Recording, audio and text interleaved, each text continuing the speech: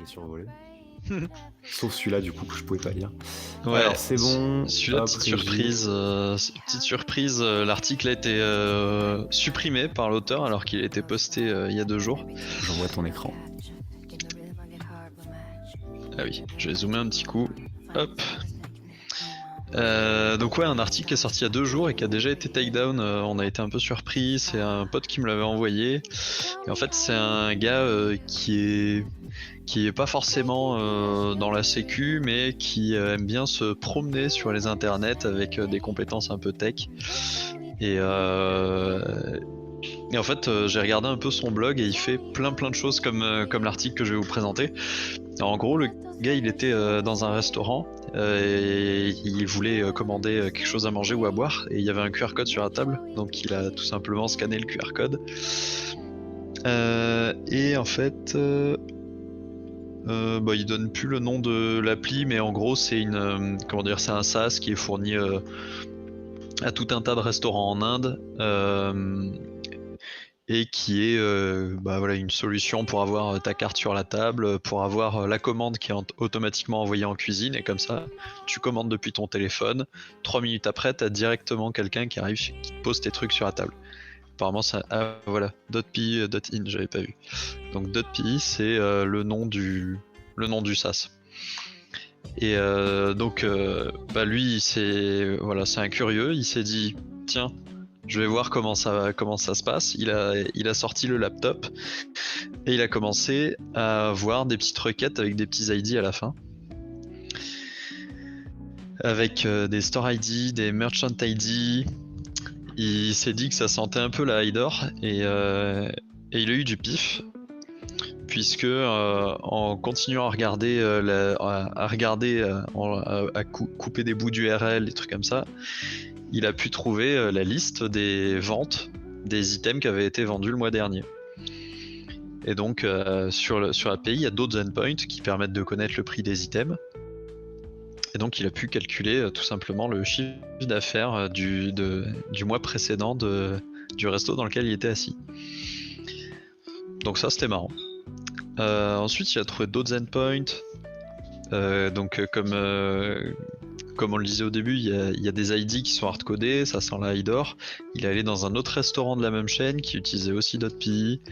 Il a pu faire exactement la même chose et donc il s'est trouvé avec des ID incrémentaux à 4 chiffres. Donc en fait, il a pu blaster ça sur énormément de restos, ça on le verra à la fin.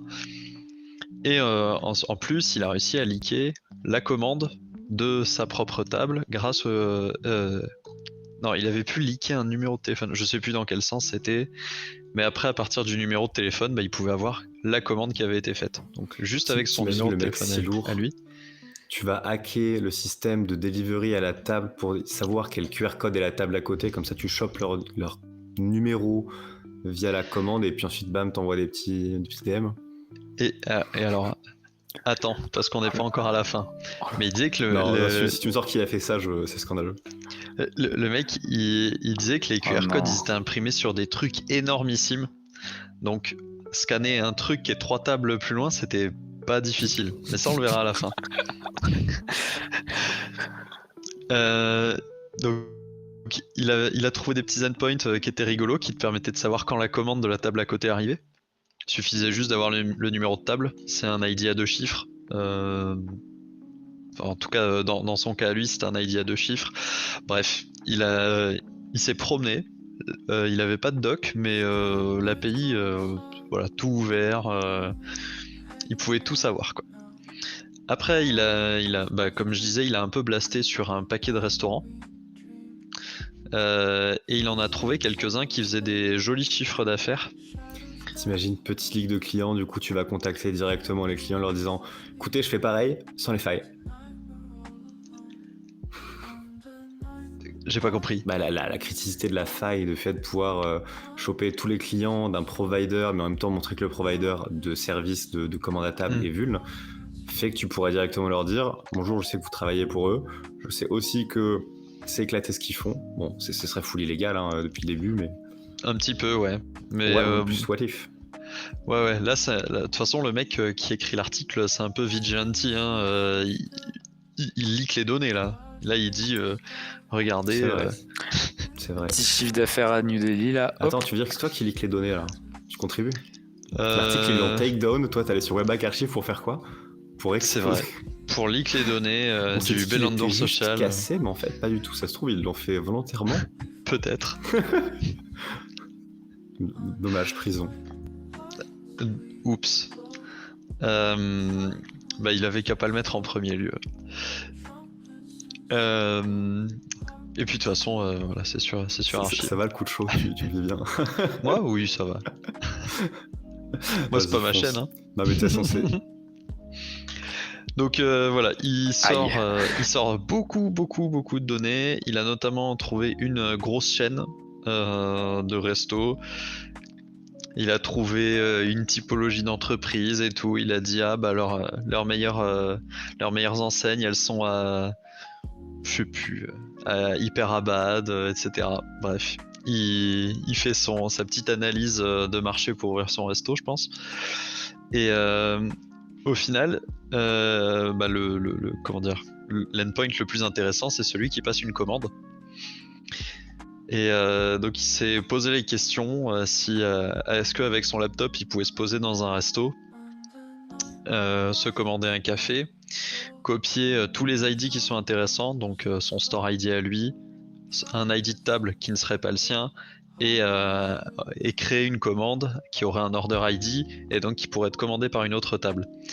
Et donc le mec disait que dans le restaurant il n'y avait pas grand monde, qu'à l'autre bout du restaurant il y avait une table avec 2 mecs qui étaient en train de boire un café, et que donc la goutte de sueur qui perle sur le front, il a envoyé son payload pour leur commander une soupe de poisson. Et donc là il s'est dit ok, maintenant il n'y a plus qu'à attendre. Les 3 minutes ont été très longues et après il a vu un serveur arriver avec un petit chariot devant la table, dire voici votre soupe de poisson messieurs. Les 2 gars qui se sont regardés dans le blanc des yeux en disant c'est toi qui as commandé une soupe de poisson? Oh non. Non, c'est pas moi qui ai commandé une soupe de poisson. Est-ce que c'est toi? Non, c'est pas moi non plus. Et donc le serveur est retourné. Enfin, il leur a dit mais si, regardez, j'ai la commande, elle a été payée et tout. Ah mais je pensais que c'était lui qui l'avait commandé pour lui-même. C'est affreux. Non, il l'a commandé pour une autre table. T'étais trop gentil pour ce monde. Mais ventre, il l'a payé a priori, t'as dit.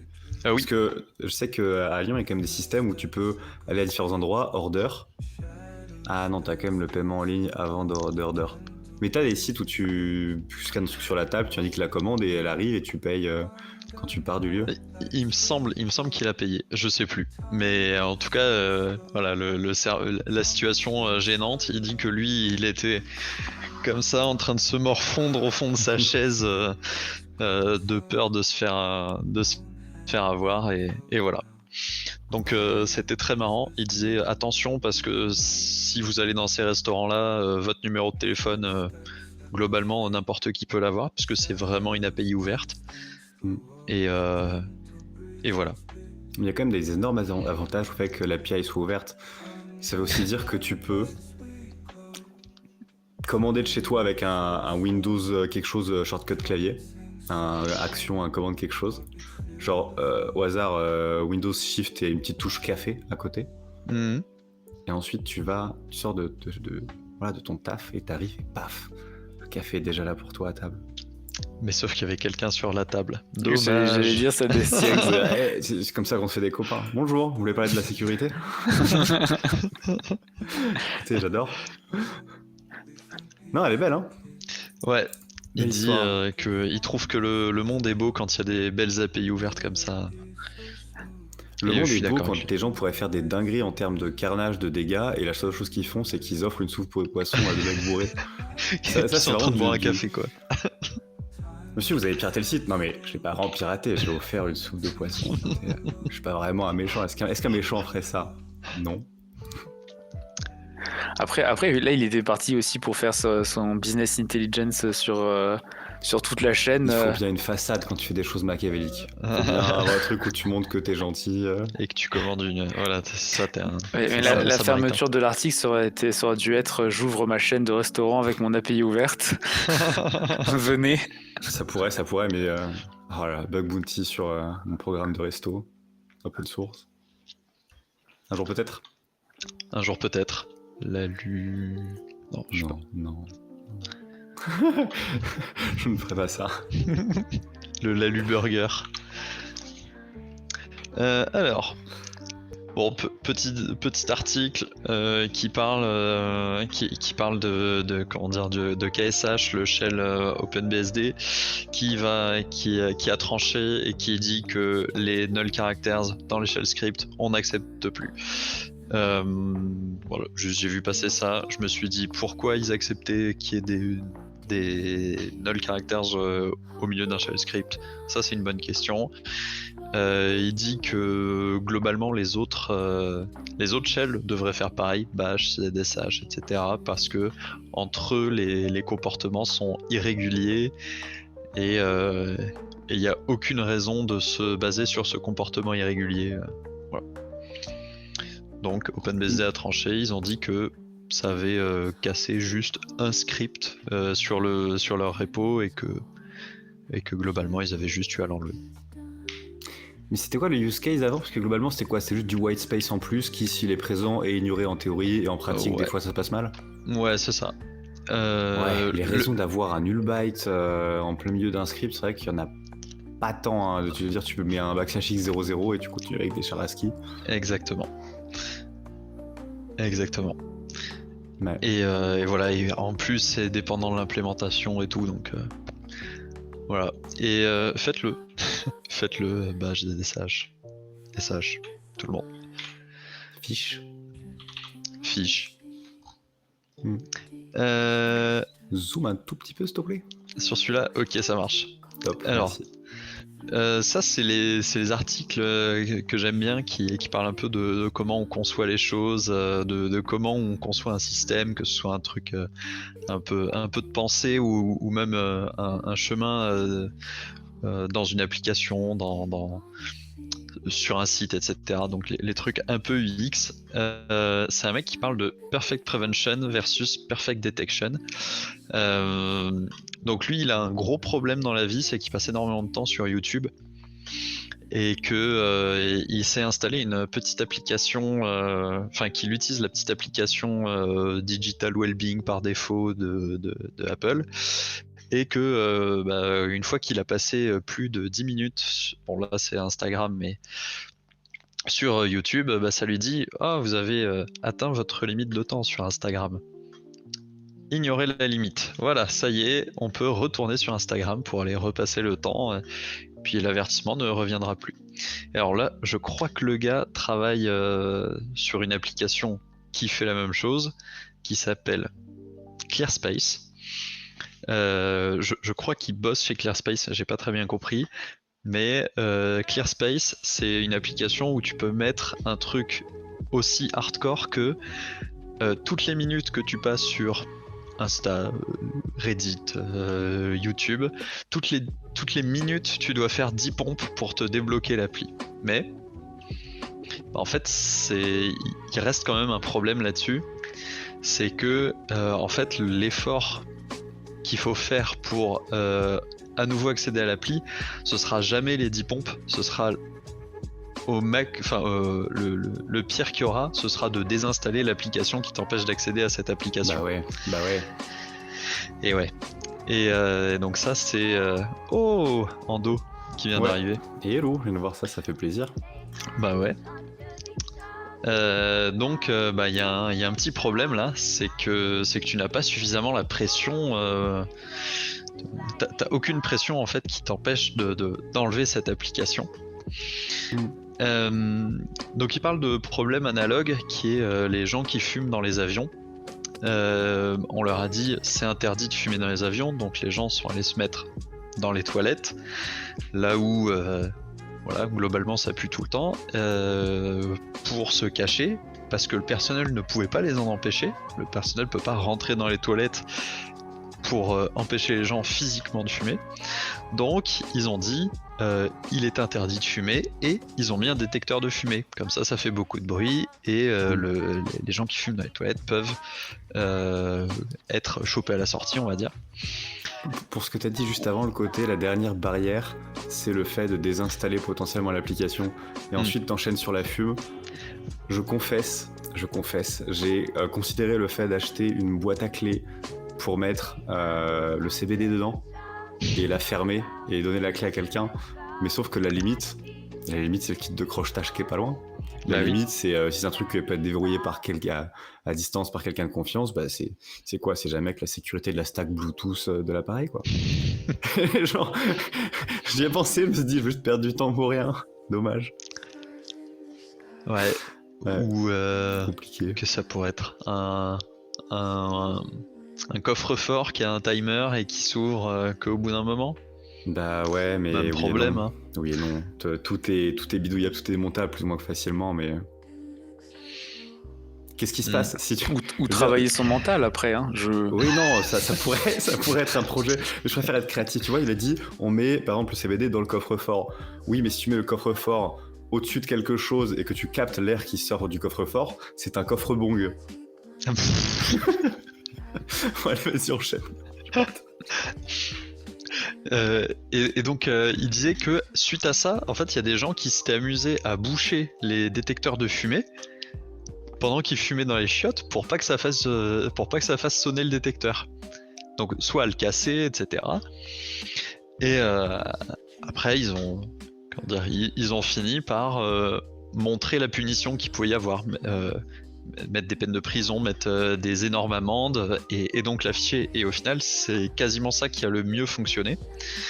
Et alors, dans le système, comment ils l'ont conçu, c'est qu'ils ont fait en sorte que le smoke detector, bah lui, il envoie un ping, par exemple, toutes les 15 secondes à la cabine.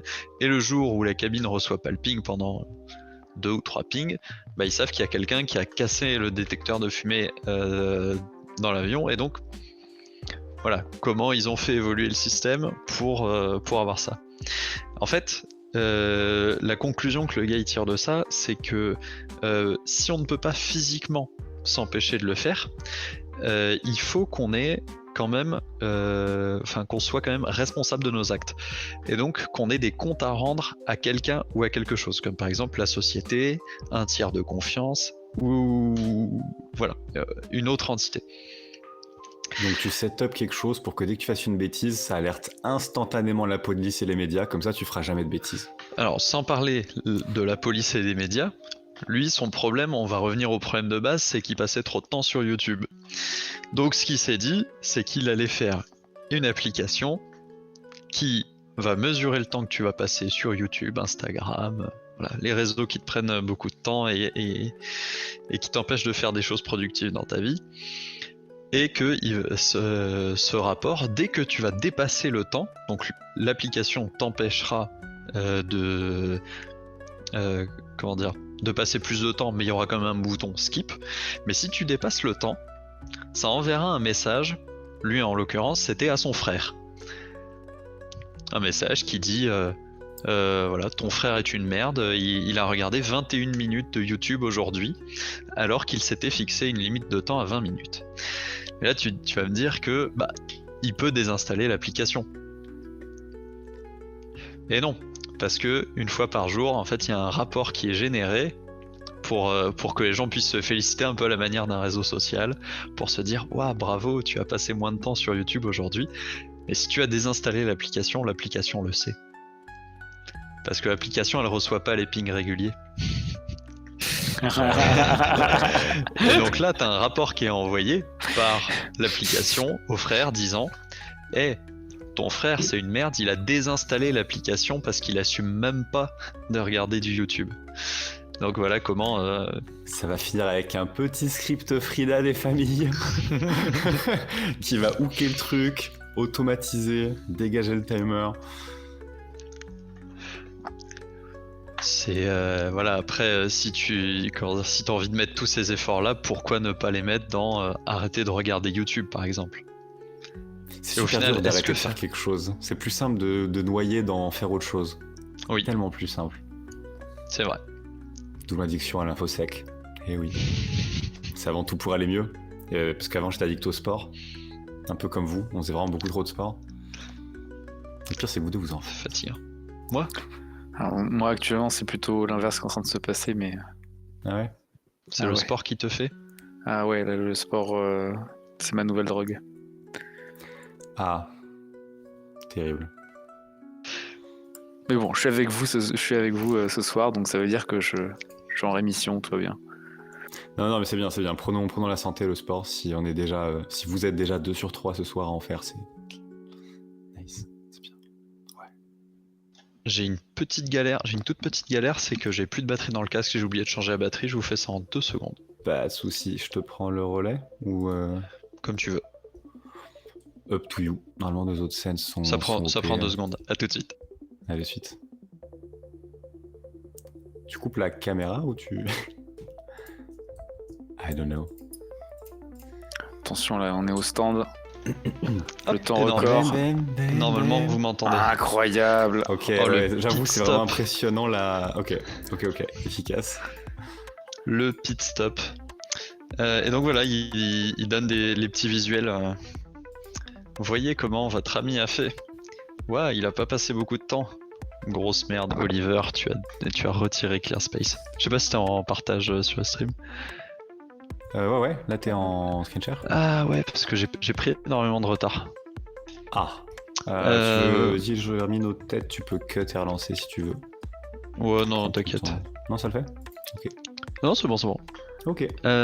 Alors, j'ai trouvé ça. Alors, ça m'a beaucoup fait rire. En fait, c'est une vraie ressource très sérieuse qui est trop cool. J'ai commencé à lire un peu, c'est trop bien.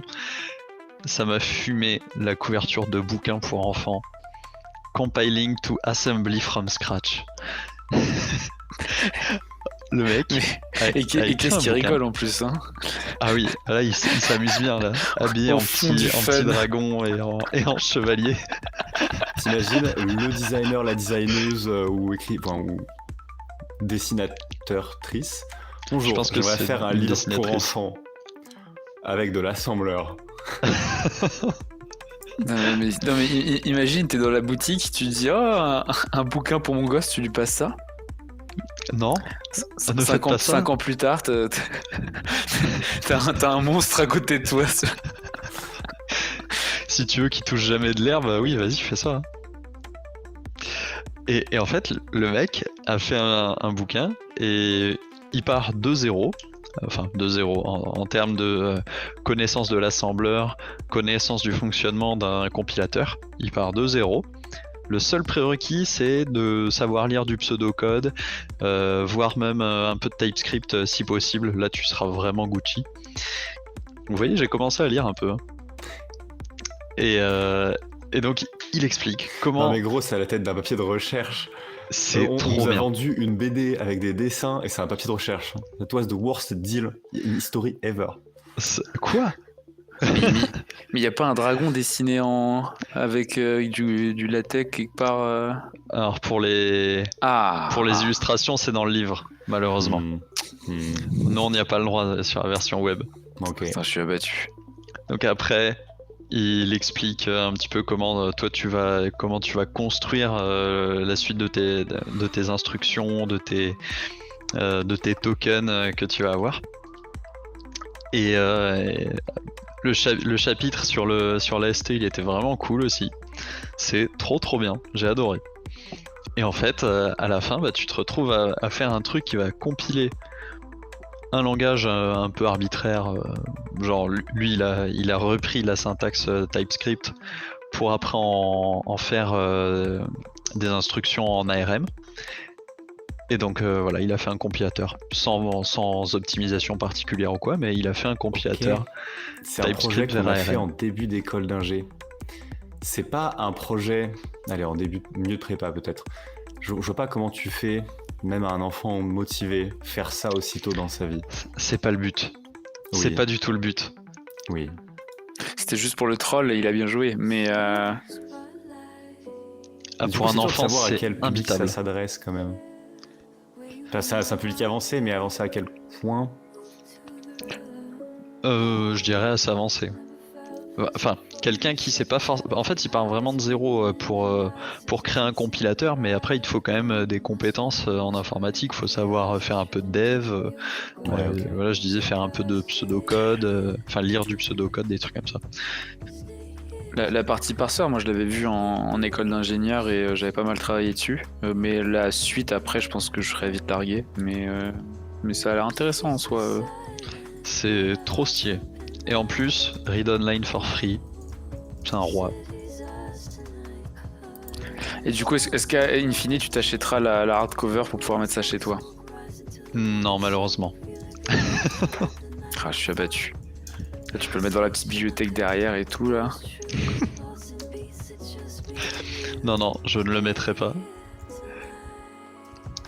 Alors celui-là, c'est pas forcément un article où il y a beaucoup à dire, mais c'était peut-être plus pour poser un peu la question.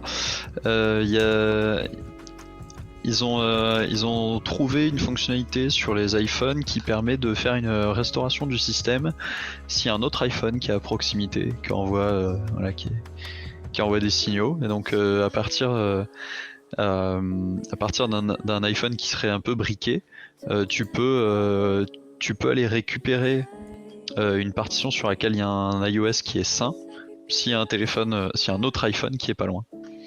Et donc moi, je me suis posé une question, comment on pourrait utiliser ça pour faire des trucs un peu offensifs? Comment on pourrait faire croire qu'on est un iPhone pour balancer un iOS qui est fumé? Est-ce que c'est... Ouais. C'est quoi la surface qui est utilisée pour détecter qu'il y en a à côté? Je sais pas. NFC, BLE ou autre. NFC serait trop court peut-être. C'est une idée de la portée? Non. Aucune. Vraiment, l'article il est tout petit. C'est juste, je me suis dit, est-ce que tu pourrais pas faire un truc? Mais. Donc l'idée ce serait. Vas-y, redonne la question en entier. Qu'est-ce qu'on peut faire? Brainstorm. Qu'est-ce qu'on peut faire avec cette fonctionnalité? T'as un iPhone qui est briqué et qui cherche d'autres iPhones à côté de lui et pour se réinstaller un iOS qui serait sain. Bah. Attends, si un iPhone est briqué, il essaye de s'auto-dépanner en trouvant un iPhone sain à côté pour aller piocher. Bah déjà, si tu arrives à piocher un système en remote, ça veut dire que tu pioches les adresses, donc tout le KSLR, structure randomisée au compute time et tout, ce serait un infolique énorme. Mais c'est vraiment une feature ça, vraiment être un iPhone qui peut se débriquer, c'est un troll? C'est une vraie feature? Je sais pas, j'ai vu ça, je me suis dit... Qu'est-ce qu'on peut faire? Est-ce que... Ok, attends, vas-y, zoom un tout petit peu. To every briquet d'iPhone 16 devices in another iPhone, iPad... Ouais, mais ok, je pense que il faut que l'autre device donne son accord. Il faut qu'il soit trust, je pense. Que tu aies un compte iTunes correspondant, etc. Du coup, je pense que c'est plutôt un système où chaque iPhone peut s'auto-dépanner quand il boot en recovery. Et du coup, il doit pouvoir exposer sa partition de flash. Donc à la rigueur, à supposer que l'autre device est accepté, tu dois pouvoir fingerprinter sa version exacte de build. Ou en tout cas, la version dans laquelle elle était image factorée initialement. Même si depuis il y a des mages. Après, en termes d'attaque, non, peut-être sur le protocole, c'est-à-dire qu'il... Pas plus que tous les systèmes d'appairage. Hein. Enfin, ouais. C'est tout, je voulais juste poser cette réflexion, je me suis dit, ça pue. Après, j'ai vu un autre truc rigolo aussi passer, je crois que c'était aussi sur iPhone, mais sur le gestionnaire de mot de passe, j'ai vu qu'ils mettaient des petits favicons des sites auxquels on avait mis... on avait enregistré des mots de passe et apparemment ça query les favicons à chaque fois avec un user agent bien spécifique qui dit coucou, c'est moi le gestionnaire de mot de passe. Du coup, dès que tu charges ton gestionnaire de mot de passe, bah t'as tous les sites leurs favicons qui sont query apparemment. J'ai vu ça passer. Donc potentiellement... Ouais, mais ça query sur le domaine que tu as setup. Ça veut dire qu'à l'ailleurs, si tu partages un creds à quelqu'un, tu peux faire de la SSRF chez lui? Les gens, enfin en tout cas moi le tweet que j'ai vu, les gens avaient l'air de dire que c'était pas une faille de sécurité en soi, juste tu dis aux gens coucou j'ai un compte là-dessus, enfin à la personne qui tient un site j'ai un compte sur ton site, parce que je query ton favicon et que j'ai C'est vrai. un user agent spécifique. Voilà. Ouais, mais bon, ça veut aussi dire, ok, ça veut dire que j'utilise ce password manager et je vais sur ton site. En effet, ça peut. Si le password manager a pas un user Peut-être agent. des leaks d'IP, peut-être, je sais pas. Bah ouais, en même temps, si t'as un compte sur le site, tu le consultes déjà, indépendamment de ton password Ouais. manager. Par contre, le threat model de je te partage un password à toi par email, du coup, ça se synchro chez toi. Donc, ça essaie de chercher le favicon. Et si j'ai mis moi un domaine qui est pas le bon, ça peut peut-être essayer d'aller fetch des trucs de chez toi à chez toi. Mais j'aurai pas la sortie, ce sera en blind, en one shot. Ouais, voilà. Donc, pareil, je peux lancer cette idée-là à la volée. Ouais. Tu penses que ça passe par ton IP? Je pense que oui. Pour lequel? Pour le Le fait de favicon? récupérer le favicon. Bah, je pense que oui. Normalement, c'est ton téléphone qui va faire la requête pour mettre à jour le favicon pour que t'aies le truc qui s'affiche correctement dans ta Ouais, liste. mais ce qu'il dit pourrait avoir du sens, ça pourrait être nous qui interrogeons les serveurs du password manager en lui donnant un URL et lui qui sert Ah de oui, et proxy, du coup, Apple qui est l'info. Ouais, ok. Oui, effectivement, ça peut être ça. Faudrait que je retrouve sur Twitter. Voilà. Sur De toute façon, X, pardon. ça déporte le threat model, mais t'as pas non plus envie que ton password manager provider ait de la SSRF chez lui. Mais il me semble quand même qu'il y a un système où ça prend que des... Putain, j'ai un doute. Je sais pas si ça prend que des sites dont le favicon est quand même assez reconnu, genre tu sais, il y a un top 500 ou top 5000 les premiers sites, ou si ça accepte n'importe quel lien ou même une IP pour essayer d'aller chercher le favicon. Parce que j'ai des sites, en tout cas sur OnePassword, j'ai des sites qui ont un favicon dont j'ai renseigné l'URL dans mon OnePassword mais qui n'a jamais été auto-resolve vers le favicon. Peut-être que eux, effectivement, ils ont une base en local avec un certain nombre de sites connus à partir ou top 1000 ou top 10 000, je sais pas. Eh ben on mettra un coup de debug à l'occasion pour voir un peu ce qu'il en est, pour de vrai. Effectivement. 2 jours plus tard. Voilà, comme nous avons fait 40 000 € en bug bounty. I wish. On espère, hein. Mais Alors il me reste un dernier truc, c'est un petit tool, j'ai pas du tout testé, bien sûr, qui s'appelle PipDB, qui te permet de facilement voir le contenu d'une base de données, donc cool pour voir ce que t'as dans ta BDD de test. Et une petite démo. Hop, il te dit view. Ah, en plus la vidéo elle est un peu relou. Bon, l'output il ressemble à ça, donc c'est joli. Lui il va se connecter directement sur ta database avec les creds que tu lui fournis et il va faire un petit dump. Donc je me suis dit que ça faisait des outputs un peu jolis. J'ai pas très bien compris, mais j'ai pas bien compris comment il se connectait. Je crois qu'il se connecte en localhost là et il te sort juste les tables que t'as.